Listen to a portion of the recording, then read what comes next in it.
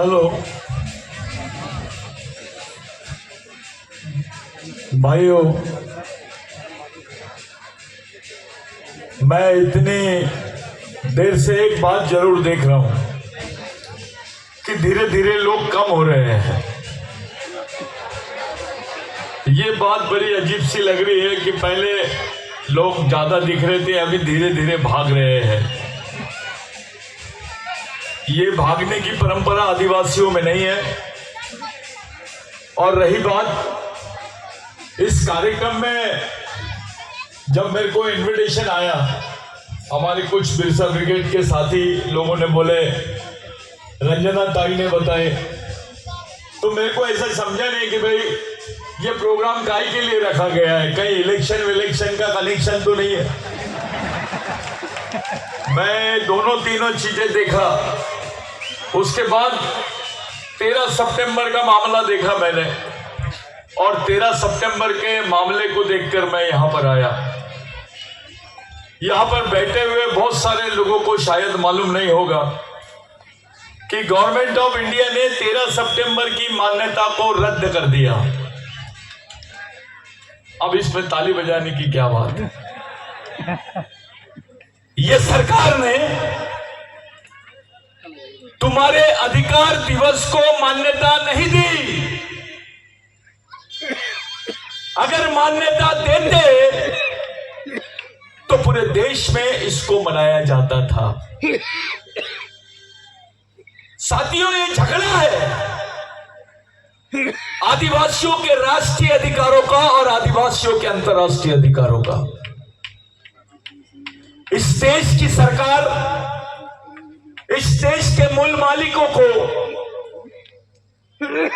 यानी आदिवासियों को, अंतर्राष्ट्रीय अधिकारों से वंचित करना चाहती है। कुछ लोग दबे कुचली छोटी मोटी भाषा डर डूर के बात करते हैं। इधर कोई डर वर का लफड़ा नहीं है। ये अपनी बात कर रहे हैं। हम अपनी बात कर रहे हैं। जिस देश के मोदी जी प्रधानमंत्री है, उस देश के आप मालिक हो, ये याद रखो। अपनी पहचान को खत्म मत करो, क्योंकि आदिवासियों का जो मुख्य झगड़ा है, जो संघर्ष है, उनकी पहचान के लिए, उनके अधिकारों के लिए है। जब बात अपनी पहचान और अधिकारों की होती है, वहां कोई समझौता नहीं होता। वहां समझौता नाम की कोई चीज नहीं होती। अगर भगवान टंटा भील ने समझौता किया होता तो आपके बदन पे कपड़े नहीं होते। अभी ताली नहीं बजाना कोई। भगवान टंटा भील ने अपने गले में फांसी नहीं लगाई होती, माफी मांग लिया होता तो आपके पास जमीन के टुकड़े नहीं होते। ये जो अधिकार दिवस हम लोग मना रहे हैं, कोई भगवान ने नहीं दिया तुमको अधिकार। तुम्हारे भगवान कौन है? 1911 के रिकॉर्ड निकालो, जाओ पीछे, उसका 7 बड़ा टटोलो, उसका रिकॉर्ड टटोलो कि तुमको जमीन किसने दिया, क्यों मिली, किस लिए मिली। आज उस बात पे बात करना बहुत जरूरी है। आप अधिकारों की बात कर रहे हो, आप हक की बात कर रहे हो। भाई, अधिकार और हक किसने दिया? भगवान ने दिया। आपके पास जमीन का टुकड़ा है, उसके पीछे आपके समाज के क्रांतिकारियों का हाथ है। उनकी जाने गई, हजारों लोग मारे गए सतपुड़ा और सह्याद्री में, हजारों की संख्या में, जिसकी गिनती गवर्नमेंट ने नहीं करी। कुछ आते हैं हमारे पास आलतू फालतू और बताते हैं ये फलाना है, ये फलाना देशभक्त है। ये देशभक्त की परिभाषा आपको समझाते हैं। जिसकी कौम की कौम देशभक्त है, इस कौम की कौम स्वतंत्र सेनानी है। जिस आदमी ने पूरी कौम के, आज आपको जो भील वंश की बात करे, चाहे पावरा हो, भील हो, बिलाला हो, बारेला हो, गावित हो,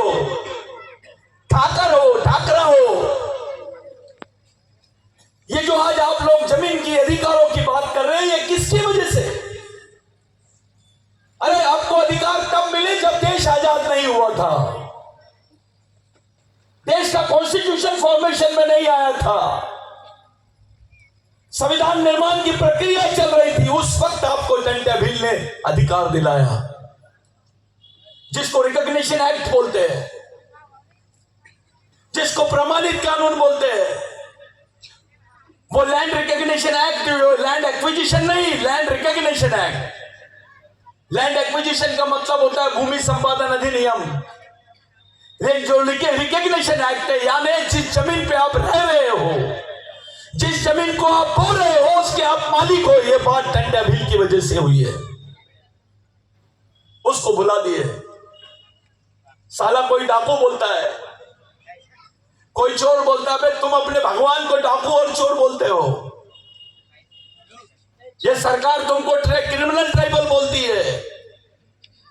ये जो भील बारेला पावरा बैठे, इनसे पूछो 1912 तक, 1932 तक आपके बच्चा अगर आपका पैदा होता था तो उसके सामने भी क्रिमिनल ट्राइबल लिखते थे, क्रिमिनल ट्राइब। जाओ पुलिस स्टेशन के रिकॉर्ड तक तोड़ लो। गुनहगार जमात, और गुनहगार जमात के खिलाफ में ऐसा कानून था कि अगर किसी भील को मारते, बारेला को मारते, बिलाला को मारते, तो पुलिस स्टेशन में एफआईआर नहीं होगी। मैं यहां से आधिकारिक रूप से बोल रहा हूं, तुम्हारा बच्चा पैदा होते से गुनाहगार था इस देश में। वो आजादी दिलाने वाले भगवान का नाम है भगवान टंट्या भील राघोजी मांगरो। फिर ताली बजाए तुम, पहले सुन लो। ये जो दो बातें हैं, अधिकारों के नाम से हमको बरगल आते हैं। 2 एकड़, 5 एकड़, 6 एकड़, 10 एकड़, 20 एकड़ जो जमीन आपके पास है, ये जमीन देने वाले लोग हैं। आपको जमीन मिली, उनकी जान गई। जीसस क्राइस्ट को क्रूस पे लटकाए, उसको भगवान का दर्जा मिला। आपने टंट्या भील ने आपके लिए सब कुछ किया, उसको आपने गुनहगार, डकैत का दर्जा दिया। ये समाज का पढ़ा लिखा आदमी समाज के साथ गद्दारी किया है। जो अपने भगवान को, अपने बाप को क्रिमिनल बोलता है, डकैत बोलता है, डरता है कभी उसका फोटो लगाने के लिए। ये गांधी का आंदोलन नहीं था, बाबा साहब का आंदोलन नहीं था, उसके पहले टंट्या भील का आंदोलन था। उस आंदोलन ने आपको जमीन का मालिक बनाया। उस आंदोलन की विचारधारा ने आपको इस देश में आदिवासियत की पहचान दिलाई। डॉक्टर बाबा साहब अंबेडकर ने वही एक्ट रखा, संविधान बनाते वक्त उसी कानून को रखा जो कानून बिरसा मुंडा के आंदोलन से बना हुआ था। जो लैंड एक्विजिशन 1898 में बना था, उसी को उन्होंने संविधान में एज इट इज रखा कि आदिवासी की जमीन गैर आदिवासी नहीं ले सकता, और गैर आदिवासी तो क्या सरकार भी नहीं ले सकती है। तब आरक्षण नहीं था। जब देश आजाद नहीं हुआ तो आपके जिंदा रहने का एकमेव साधन था जमीन। आजादी के पहले इस देश की 62% जमीन आदिवासियों की थी। ये लैंड को छुपा रहे हैं। जब भारत सरकार गिरवी रखने गई, लोगों को डी इन्वेस्टमेंट की तरफ बुलाया, यहां पर व्यापार करने बुलाया, तब ये पोल खुली कि भारत की 62% जमीन आदिवासियों की है। इस देश की आधी से ज्यादा जमीन का मालिक आदिवासी है। इस देश में आपके साथ जो भेदभाव हुआ है उसको समझने की जरूरत है। एक उच्च वर्णीय आदमी के पास उसकी जमीन है, उसमें भी गेहूं होता है, उसमें भी चावल होता है, उसमें भी धान होता है। और आदिवासी की जमीन पर भी धान होता है, गेहूं होता है, चावल होता है। उसकी जमीन 1 करोड़ रुपए एकड़ और आदिवासी की जमीन 10 लाख रुपए एकड़। यह भेदभाव क्यों है, किस लिए है, इसके पीछे का षड्यंत्र क्या है, उसको समझो। अरे आपकी जमीन की कीमत अगर इन लोगों की जमीन के बराबर कर देते तो देश का आदिवासी मालक नहीं, विश्व का सबसे अमीर आदमी होता है। उसकी जमीन की कीमत 1 करोड़ रुपए एकड़ और आदिवासी की जमीन की कीमत 10 लाख रुपए एकड़। क्यों? ये मैं नहीं बोल रहा हूं, सरकार का मूल्यांकन है। ये सबसे बड़ा भेदभाव है। विश्व के सभी देशों में आदिवासी लैंड नॉन ट्रांसफरेबल लैंड है, लेकिन भारत में षड्यंत्र करके ट्रांसफरेबल लैंड बना दिए इसको, यानी परिवर्तनशील भूमि। आपके एरिया में 13 प्रोजेक्ट आ रहे हैं बारू दादा, जो ये दिल्ली मुंबई कॉरिडोर जो बना है उसमें 13 प्रोजेक्ट आ रहे हैं, जिसमें 1,22,000 हेक्टेयर जमीन आदिवासियों की जाएंगी। करीब करीब 15 से 25,000 आदिवासी परिवार हमेशा हमेशा के लिए अपने पूर्वजों की जमीन से भगाए जाएंगे। क्या करोगे आप? कैसे करोगे आप? आदिवासी का क्षेत्र है, 5वीं अनुसूची का क्षेत्र है ये सिरपुर, आरक्षित क्षेत्र है, लेकिन कंट्रोल दूसरे का है। ताली बजाने वाली बात है। ये गांडूगिरी क्यों कर रहे हैं? क्षेत्र हमारा, लोग हमारे, नियंत्रण दूसरे का। क्यों? इसलिए क्योंकि हमारी अपनी सोच जिंदा नहीं है, हमारी सामाजिकता जिंदा नहीं है, हमारे दिमाग में समाज नहीं है, हमारे विचारों में समाज नहीं है। हमारे विचारों में नेता है, पार्टी है। मैं नेता बड़ा कि समाज, पार्टी बड़ी की समाज, तो उसको बचाओ पहले। आपके बदन पे कपड़े हैं, आपके पास नौकरी है, आपकी पहचान है, ये केवल समाज की वजह से है। आपके आदिवासियों के जीवन में समाज भगवान से बड़ी चीज है। इस देश में भगवान पैदा नहीं हुआ था, तब से आदिवासी रहता है। और ये सरकार बोलती है कि भारत में आदिवासी नहीं रहते हैं, और अपने कुछ बेवकूफ नेता ताली बजाते हैं सारे। तुमको वनवासी बोलते हैं, फिर भी ताली बजाते हैं। अबे इतनी गुलामी क्यों? तेरी आने वाली पीढ़ी का क्या, तेरे बाल बच्चों का क्या होगा? तेरी पहचान ही खत्म कर रहे, तुम्हारी तो जड़ी खत्म करने के पीछे पड़े हुए। इस षड्यंत्र को समझने की कोशिश करो। अगर ये षड्यंत्र से नहीं निकलोगे तो अपने बाल बच्चे भी गुलामी की जिंदगी जिएंगे। ये जो माहौल बनाया जा रहा है आदिवासियों के इर्द गिर्द कि भाई आदिवासी तो बेवकूफ है, सिरपुर का तो नियंत्रण हमारे पास में है। ऐसी परिस्थितियां पैदा करो कि समाज के पास सामाजिक नियंत्रण आ जाए। जब हमारी मां बहनें इनकी सड़क के सामने जाती है तो इनको देखने का नजरिया अलग है। बेचारे, मैं सुबह देखा लकड़ी के ढक्के लेकर, कट्टे लेकर वो हमारी मां बहनें जा रही थी, और कुछ लोग उनको हंस रहे थे क्योंकि उसकी कमर दिख रही थी। ये परिस्थितियां है हमारी। यही कमर माधुरी दीक्षित की दिखती तो साले ताली बजाते। अरे उसकी मजबूरी देखो, उसका फटा कपड़ा है करके उसका जिस्म दिख रहा है। वो तो जिस्म दिखाने के पैसे ले रही है। मेरे को जब भी वारू दादा की बातों में से एक उदाहरण याद आया। दादा, बस्तर करके एक बेल्ट है, बस्तर में नारायणपुर करके एक एरिया है, वहां पे आदिवासी लोग हैं। वो लोग शिवरात्रि के दिन भर मेहनत करते हैं। यानी उपवास कैसे करते हैं? दिन भर मेहनत करते हैं, जब तक के बदन का पसीना नहीं निकलता वो लोग अनाज को हाथ नहीं लगाते। जब तक के हाथ से, माथे से पसीना नहीं निकलेगा उस दिन वो अनाज को हाथ नहीं लगाते। ये एक आदिवासी संस्कृति का उदाहरण है। और दूसरी तरफ उपवास करते हैं, खाने को बहुत है लेकिन आज हमारा उपवास है। ये श्रमिक संस्कृति है। पंडा एक ही मंत्र बोल बोल के एक ही मंत्र बोल के आपको और भगवान तीनों चारों को बेवकूफ बनाता है। हम उसके पैर पड़ते हैं। हमारा क्लास 1 ऑफिसर पंडे के पैर पड़ता है, 500 का नोट देता है। जब कोई आदिवासी आदमी उसके पास जाता है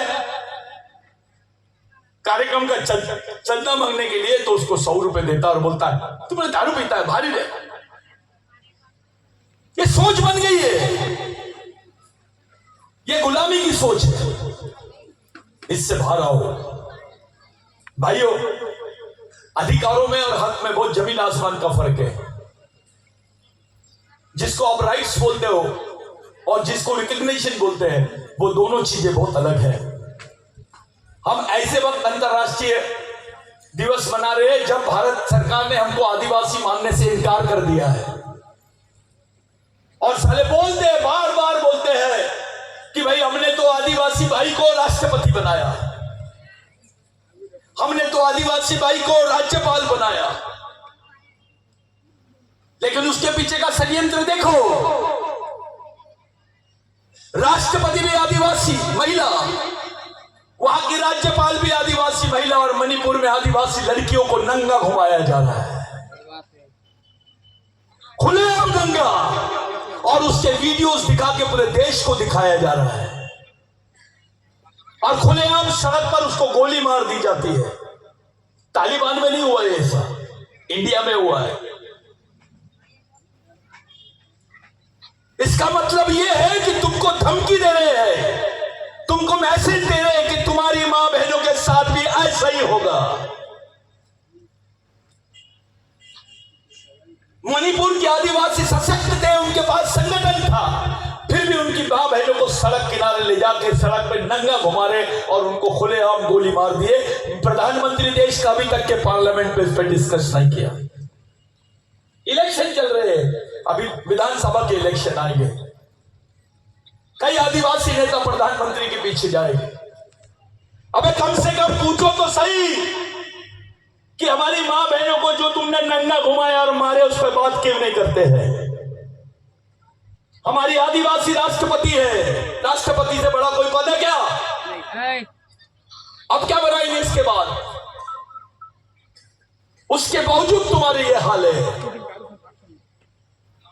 साथियों, जो आदिवासी क्षेत्र है, मैं 2 मिनट और बोलूंगा।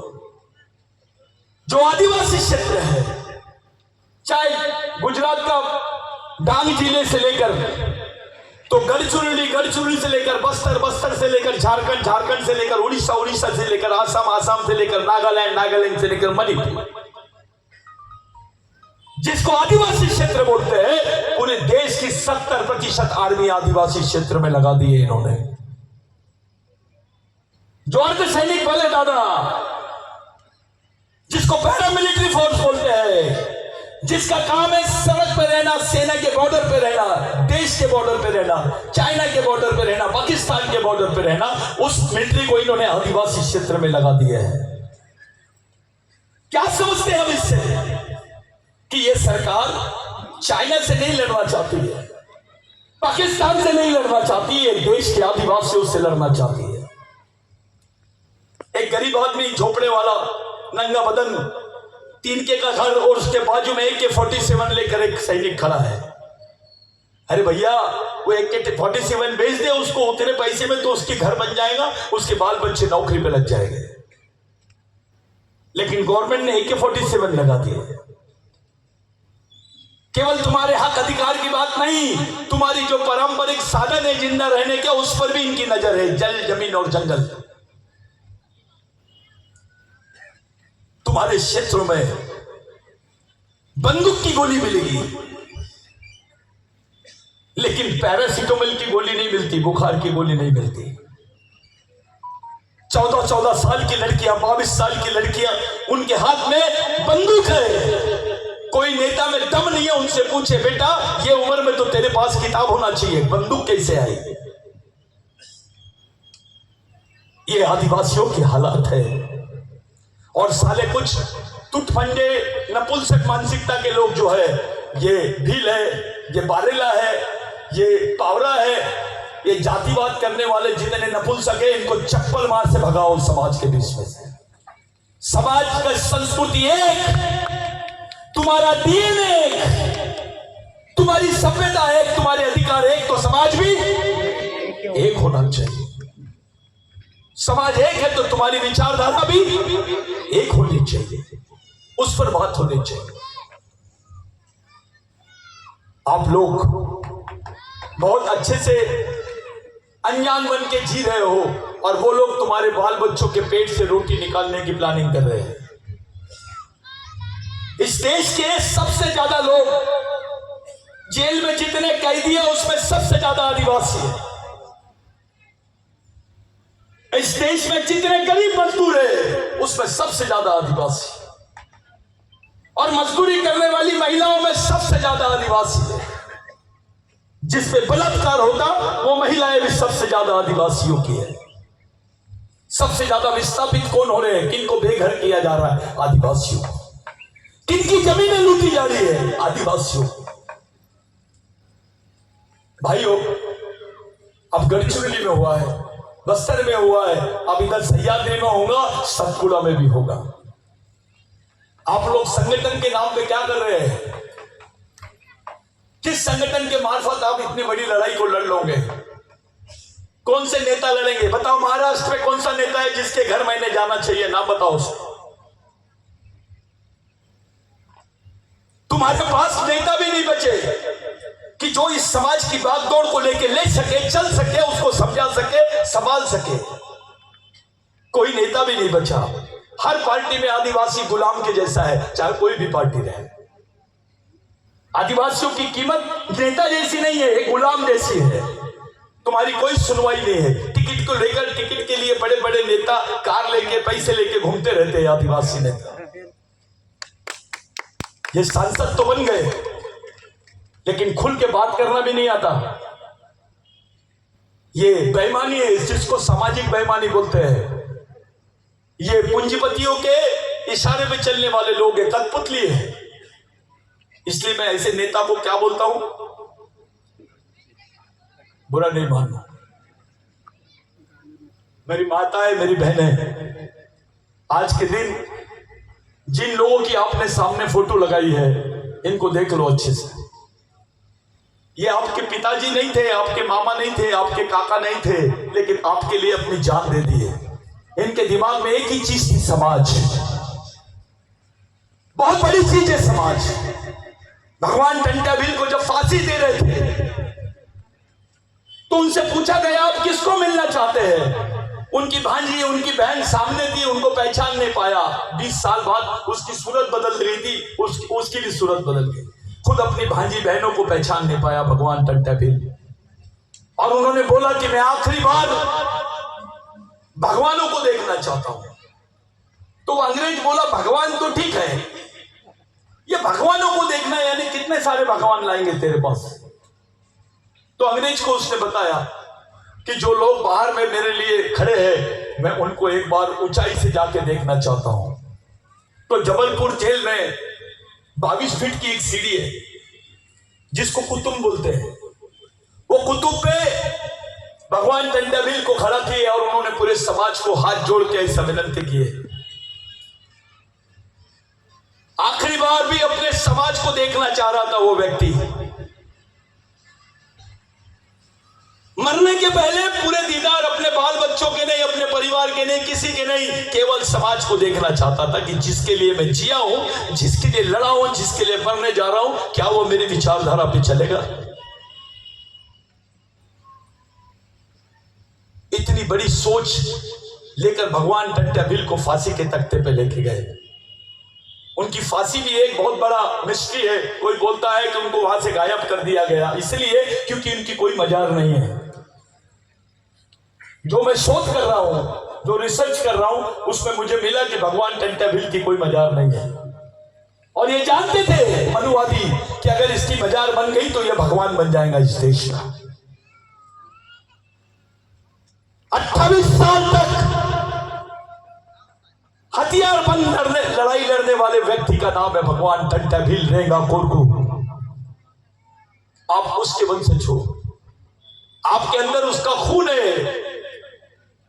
जिस अंतरराष्ट्रीय दिवस को आप लोग मना रहे हैं, मुझे फख्र है बिरसा ब्रिगेड ने अंतरराष्ट्रीय दिवस पर भारत के 6 आदिवासी शहीद वीरों का फोटो लगाने के लिए मजबूर किया उनको। उसमें भगवान टंट्याभिल की भी फोटो थी। आज अमेरिका का आदिवासी भी जानने लग गया है कि कौन रॉबिन हुड है। अंग्रेजों ने रॉबिन हुड बोले उसको, और यहां के कुछ मनुवादियों ने बोले ये तो डकैत है, क्योंकि तेरी नाक काटा, हाथ काटा, मंदिरों का निर्माण नहीं किया, कुओं का निर्माण किया भगवान टंट्याभिल ने ताकि पानी पिएंगे, तालाबों का निर्माण किया ताकि खेती करेंगे। यह है भगवान टंट्याभिल, और उसको याद करना आज के दिन यानी आदिवासी अधिकार दिवस पर उसको याद करना, इन शहीदों को याद करना हमारा कर्तव्य है। इस देश में आदिवासियों के हिस्से में कुछ भी चीज ऐसी नहीं आई थी। लाखों लोग मरे हैं जिसका इतिहास दबा के रखा गया है। मैं खुलेआम बताता हूं कि इस देश के 70 से 80% लड़ाई ब्रिटिशों से, जमींदारों से, मनुवादियों से आदिवासियों ने लड़ी है। इसलिए पूरी आदिवासी कौम स्वतंत्र सेनानी है। जिन्होंने उंगली भी नहीं कटाए उनके नाम स्वतंत्र सेनानी में है। जिनकी तो परिवार का परिवार पूरा क्रिमिनल ट्राइब बन गया है। क्रिमिनल ट्राइब यानी ही स्वतंत्र सेनानी। जिन जिन लोगों ने विद्रोह किया अंग्रेजों के खिलाफ में, जमींदारों के खिलाफ में, मनुवादियों के खिलाफ में, उनको स्वतंत्र सेनानी यानी इन्होंने क्रिमिनल ट्राइब बोला, गुनहगार जमात बोला। आज के दिन इतना अच्छा नियोजन किए, एक अच्छा डिसीजन भी होना चाहिए। रंजना ताई एक महिला होके खुलेआम सामने आती है, मेरे को अच्छा लगा। बिरसा ब्रिगेड के तमाम साथी लोग, इन लोगों ने इसके पहले जो हमारे साथ हुआ है आपको सबको याद होना चाहिए कि हमारे साथ क्या हुआ है, हमारे बच्चों के साथ क्या हुआ है, क्यों हुआ है, कैसे हुआ, किसकी क्या भूमिका थी।